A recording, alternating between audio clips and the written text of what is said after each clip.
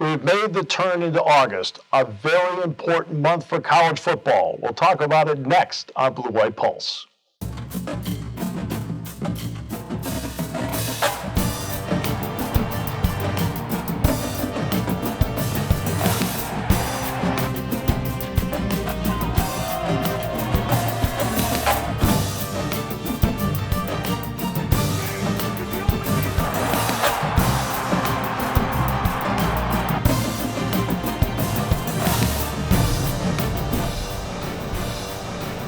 And we welcome everyone to Blue White Pulse. Steve Jones, Kerry Schierlinger here in studio, and Kenny and I are not joined in studio, but on Zoom by Jay Paterno. Hope everyone's doing well, so let's get right to it and look at the NCAA guidelines for return to play. And Jay, when you look at the guidelines, the question's going to be, how's this going to work? Yeah, the testing is obviously going to be the most important thing, and you look what's happened in Major League Baseball already, and what's happened with some of the other schools in the Big Ten and other schools around the country. It's going to be a day-to-day thing.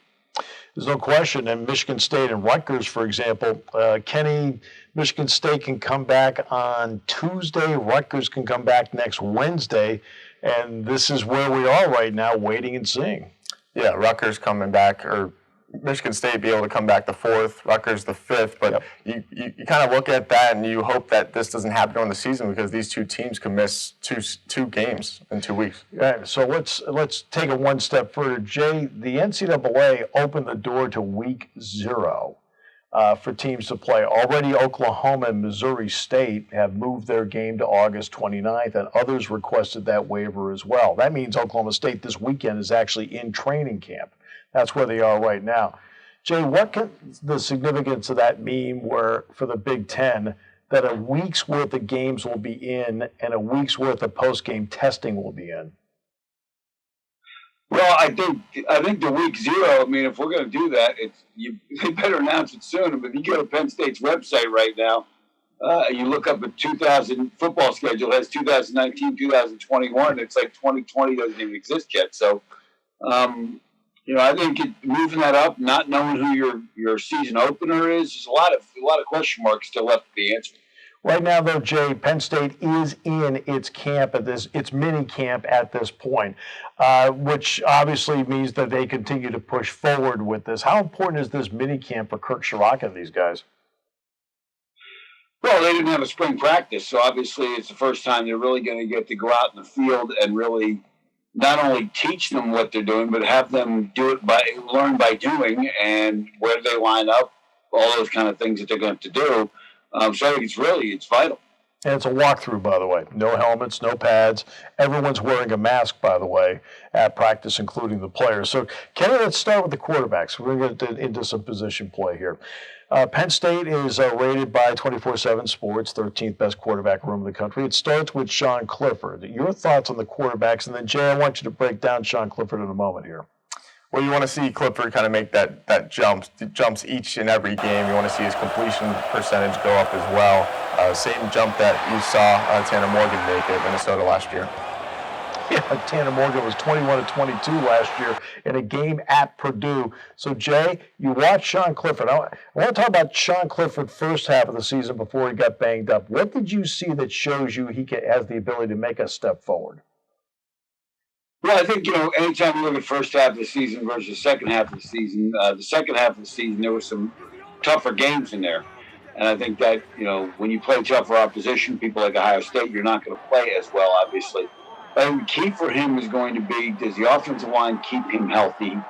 He's not a guy that takes a lot of beating, and that may change. He's a little older, a little bit more time in the weight room. But the important thing for him is going to be the consistency, having time to get the ball out.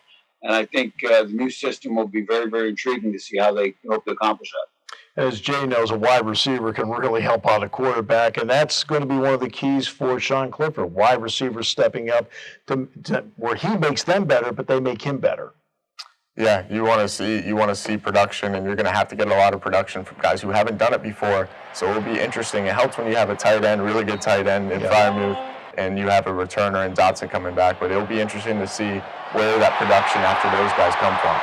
In the second half of the Ohio State game, Will Levis had to step in. He was then the starter, played the full game against Rutgers. Jay, what were your thoughts of a game and a half?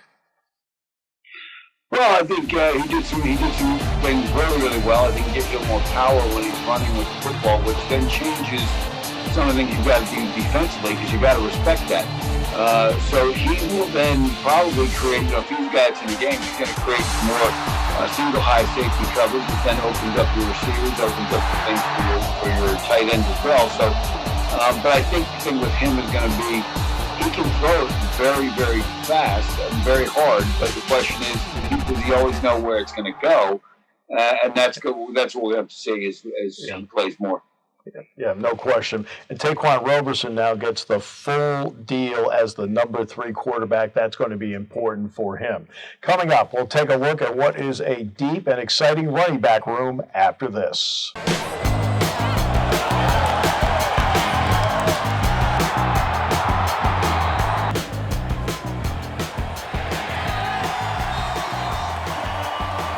Welcome back to the Blue White Pulse. Steve, Kenny, and Jay on Zoom. Great to have you with us. And now let's take a look at one of the truly deep running back rooms in the country.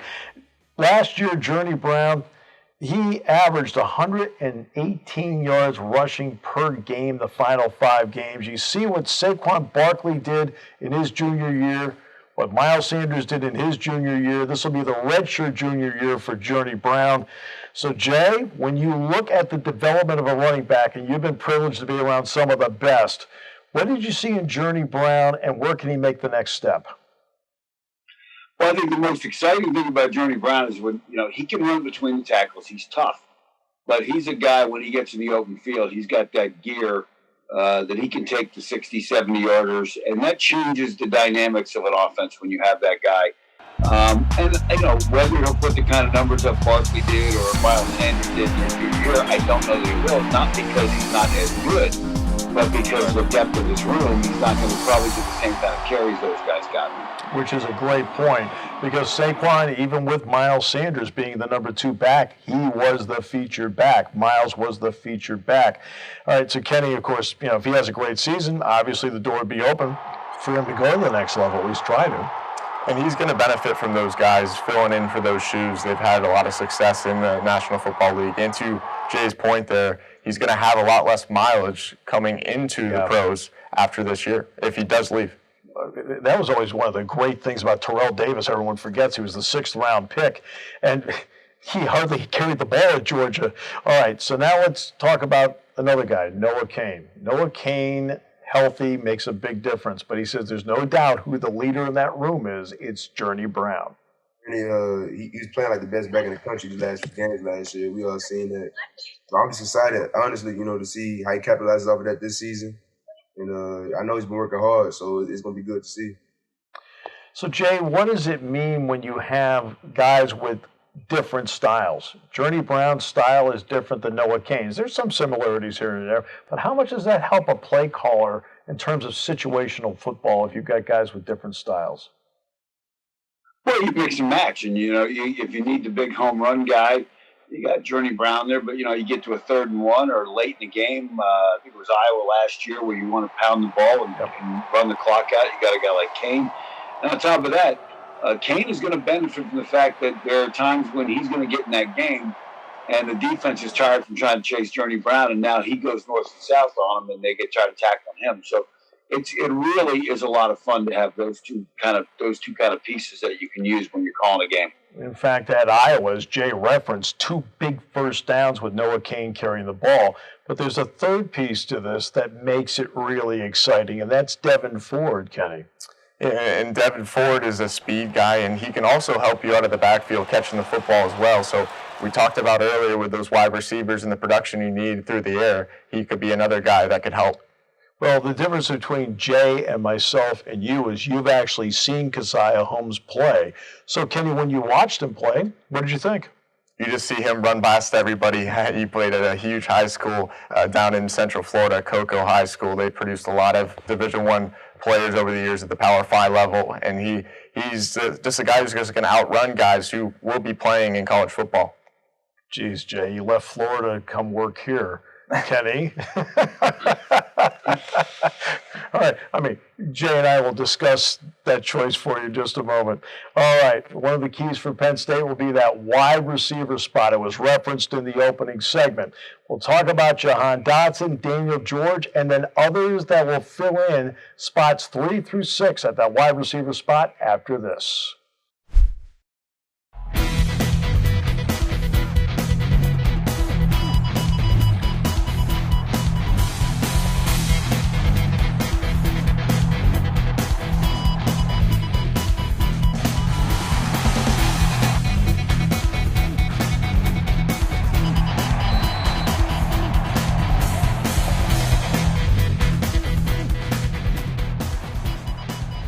Well, so far we've talked about the general look of college football. We've talked about the quarterbacks. We've talked about the running backs. Now let's go to wide receiver. Let's start out with this. Let's look at the top returning wide receivers statistically for Penn State from 2019 to 2020. As you can see right there, obviously, Jahan Dotson, who scored a touchdown in the Cotton Bowl. You got Daniel George, and then there's you look at Cam Sullivan-Brown, who did not play until after the Maryland game. He was done. So let's get to Jahan Dotson, Kenny. He's moved to the slot. That's a big move because that's his natural spot. And he's been a guy who you saw production in some big games as well throughout his career. He's had decent games at Michigan, he had a decent game at Ohio State, and he's going to be somebody that he's going to have to be a leader, and guys are going to have to follow this year in production-wise, passing the football.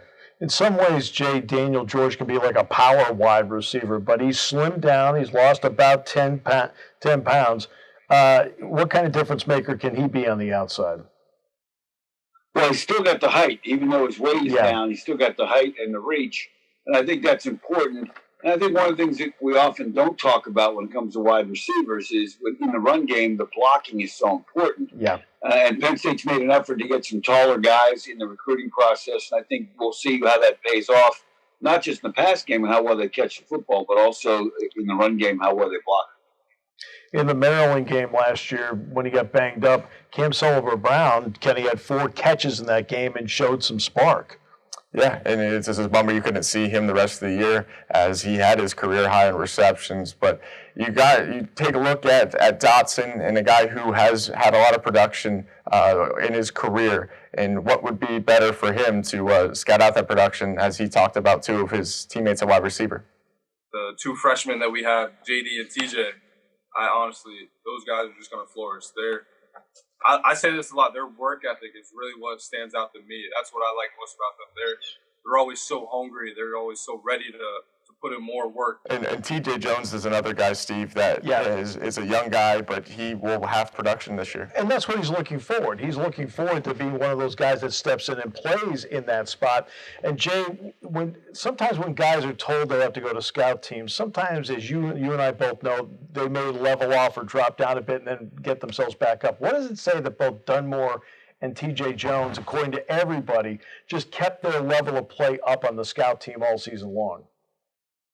Well, it's a good sign because it tells you these are guys that can see the long range and see beyond just tomorrow, the next day, or the next week. And that's really what, the number of guys who have gone down the scout team for a year as redshirt freshmen, or even guys older than redshirt over the years, there's a lot of guys who have done it, and they've gone on to long pro careers. So, I mean, it's something that is a testament to their work ethic and their attitude.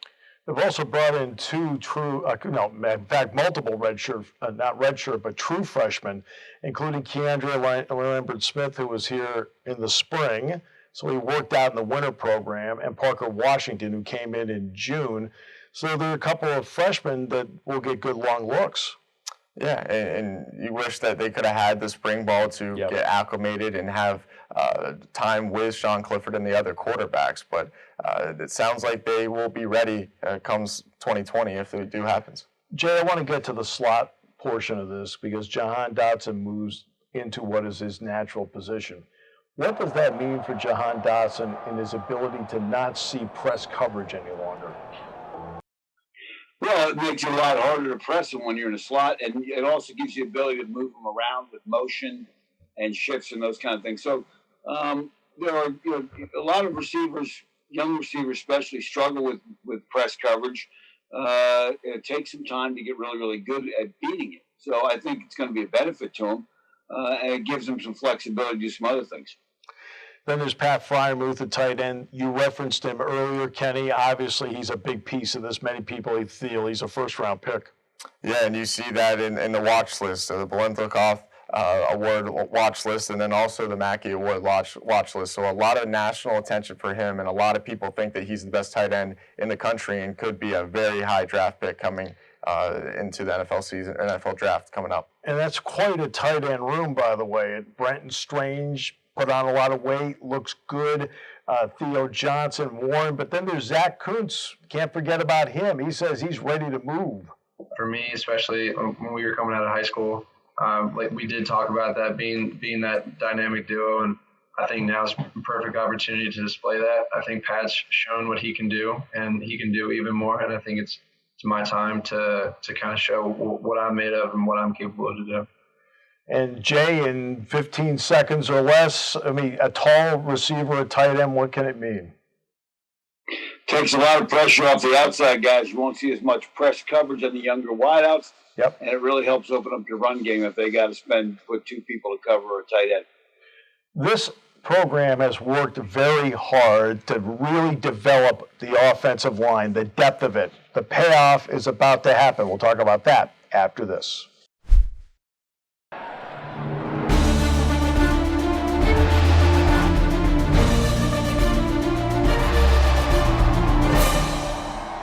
Penn State has worked very hard over the years as they came out of the sanctions to develop depth in the offensive line. It looks like that moment is finally at hand. Let's look at the career starts returning on that offensive line. Look, you've got guys in double digits on that offensive line coming back with double-digit starts and experience. Jay, in a lot of ways, this is the ball game right here. Well, no question. I mean, you got to protect your quarterback. You got to be able to run the football, and you got to be able to control the tempo of a game, and that's where it starts and finishes, really. And you know how well they play. You know, you look at some of the games they struggled last year offensively. Some of it was they did not play as well up front. And so we'll have to see consistency from that unit week in, week out this year or next spring or whenever we play. Exactly. And Kenny, not only that, it's a new leader for that offensive line. You get Phil Troutwine, who has had a lot of success at Boston College, and he comes in this spring and has tried to build a nice little repertoire and relationship with Michael Bennett, his center. That it would be hard. So the first thing I did was build a relationship with them and made sure that those guys, the older guys, believed in me, and so that helps them. So, you know, when we're talking about technique, he's bought in and he knows that, you know, what we've done or what I've done before and what I'm showing them works. And Michael Bennett is a very important guy on the offense line. He has a lot of experience, and he's also the center, so kind of the quarterback out there for that offensive line. See, and that's why Phil Troutwine's an excellent coach. He looks at the person that he knows is the guy that is the most respected one in the room. He built a relationship with him, same thing he did with Will Fries. And then it filters down to the rest because the younger guys will take their cues from the older guys. A guy that gives them versatility, Jay, is Mike Miranda, who can play center or either guard spot. The value of that moving forward, especially when you're trying to get your five best people on the field. Well, no question about it, because there's going to be injuries, and with testing, there may be people that have to sit out for 2 weeks. So, Good point. You know, you always want to be able to get your next best offensive lineman in the game, and he's a guy that gives you that ability, because if your next best guy is the right guard and the left guard goes down, he can move around inside. So, yeah, I think that versatility is really important. Last year, Penn State was able to find a real gem in that left tackle that has all the ability to improve in Rasheed Walker. Phil Troutwine loves the upside. He's athletic. He has great feet. He's strong. He has a great punch when he uses it. And, you could tell that he's nasty. He tries to finish his blocks. For a young talent, I'm excited to get him when he's young and mold him, into, what he feels like he's, going to be. And indeed it does. Walker has a chance. Good footwork, Kenny, long arms, and great potential. And you see Phil Troutwine talk about how he wants to mold him into the player he wants to be, and I think he could be a high first-round draft pick or a high draft pick in the NFL draft at the end of the day. Yeah, well, that's down the road. He's got a couple more years to do before he gets there. Will Fries is a veteran. He's a grad student now, Jay. When you look at him, what do you see? Where does he need to be better on that right side? Well, I think the consistency has been one of the things that's really kind of been a criticism of him over the last couple of years. He's played very, very well at times and played not as well at other times. And the question is going to be, can he keep that high level of performance every week that he goes out there? And I think he can. And then, of course, there's another guy, Des Holmes, who can play 4 positions there. Primarily right now, he'd be a left tackle. Then there's a kid, Caden Wallace. They got him into the 4 games last year. Then they resisted the urge to play him so they could redshirt him. He's got a lot of potential. Yeah, you hear a lot of good things about him, and he could be, like you mentioned, the guy that they could plug in on the offensive line, barring injury, barring coronavirus positive tests. So that's going to be very important, especially on the offensive line, and Wallace could be that guy this year. Anthony Wiggin has 2 more years of eligibility remaining. They redshirted him last year. We know about the Juice Scruggs situation. Juice dropped down to about 268 weight-wise. He's now bounced back to 297. Then there's Sal Wormley, the redshirt freshman, that's probably going to get a good long look. And Jay, you're right. I mean, the experience of, we talk about cohesion up front. Do experience and cohesion go hand in hand? Yeah, especially when you work with each other, because you start to think, I know when I coached tight ends, we had a tight end who worked with the same offensive tackle for a year and a half, 2 years. Right. There were times they didn't even have to make calls to the lines to make adjustments. They'd say, you know what's coming, right? Yeah. Thanks so much, Jay. Appreciate it. Thanks so much.